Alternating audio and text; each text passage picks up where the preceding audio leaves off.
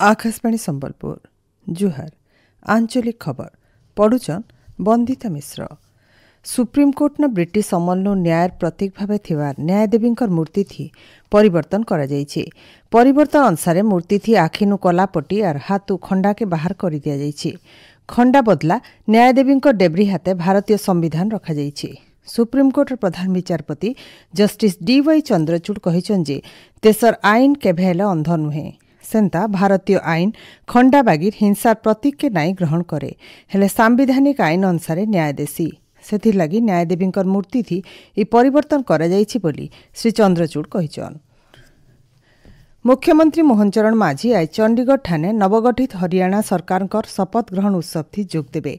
इतार सहित चंडीगढ़ एनडीए शासित राज्य मानकर मुख्यमंत्री मानकर बैठक थी भी श्री माझी जोग देवार कार्यक्रम रही।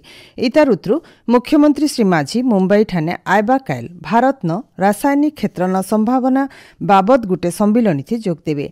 आयबा काल उपरबेला और शनिवार सकाले से मुंबई न आयबा मेक इन ओडिशा लगी निवेशक सम्मिलनी थी जोग देबे। सेही दिन बेले मुख्यमंत्री श्री माझी भुवनेश्वर फिरबार कार्यक्रम रही।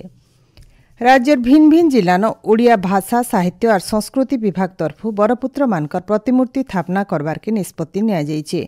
संस्कृति मंत्री सूर्यवंशी सूरजकर अध्यक्षताती हेतिबार गुटे बैठक थी बाबदी मिलिथिबार प्रस्ताव उपरे टिकिनिकी आलोचना उत्रु बरपुत्र मानकर प्रतिमूर्ति निर्माण और स्थापना लगी तालिका तैयार करा जायछि। से भितरे पश्चिम ओडिशार संबलपुर अटल बिहारी वाजपेयी वीर सुरेन्द्र साय बरगढ़ गंगाधर मेहर और बलांगीर धरम सिंह मानधत माझींकर प्रतिमूर्ति स्थापना करा जिबा।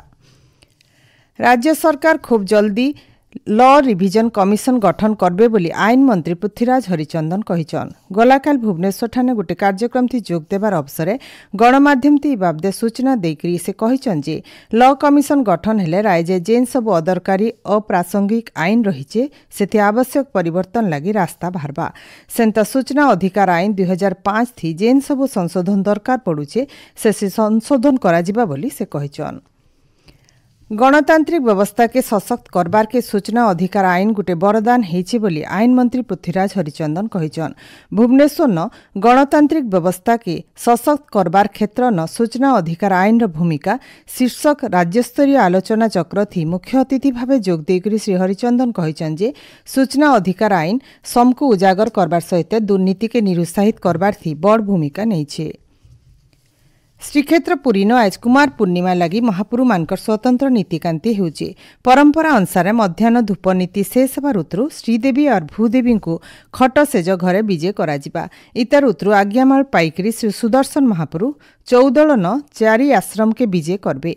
सेने पंक्तिभोग और बंदापना नीति सरबार उत्रु पश्चिम द्वार देकरी श्री मंदिर के फिरबे। सियाड़े बड़सिंघार भोग सरले सकटा और कौड़ी खेल हेबा। आयबा कालनु कार्तिक व्रत मूल हेबा। श्रद्धालु माने सिंहद्वार और पश्चिम द्वार देकरी मंदिर भीतर के जाई पारबे।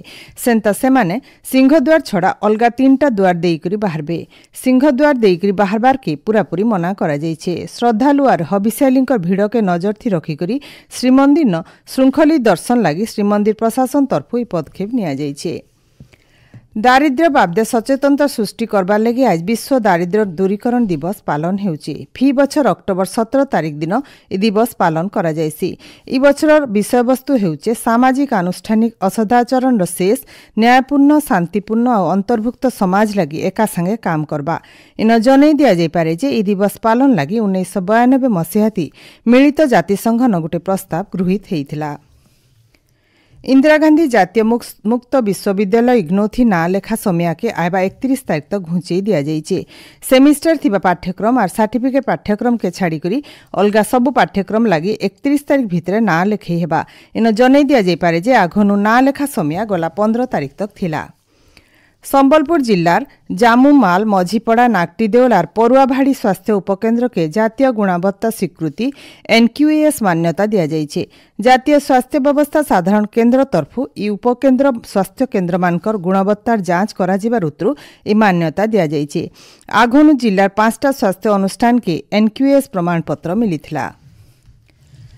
दक्षिण पूर्व बंगोपसागर सृष्टि होता लघुचाप अवपातर रूप नहीं ओडिशा उपरे इतार केन्सी प्रभाव नाई पड़ुथिबानु रायजे पाग सुखा रही हेले पछे बंगोपसागर आउ गोटे लघुचाप सृष्टि हेबार संभावना रही 21 तारिख आड़े केन्द्रीय बंगोपसागर आउ गोटे घूर्णिबलय सृष्टि हेबार सहित 22-23 तारिख आड़े इतार प्रभाव थी गोटे लघुचाप हेबा इतार प्रभाव थी राज्यर भिन्न भिन्न जगान वर्षा हेई पारे बोली भुवनेश्वर आंचलिक पाणीपाग केन्द्र अनुमान करिछे।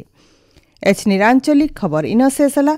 आरबेलर आंचलिक खबर सुनी पार्बे राति 7:02 थी। जुहार।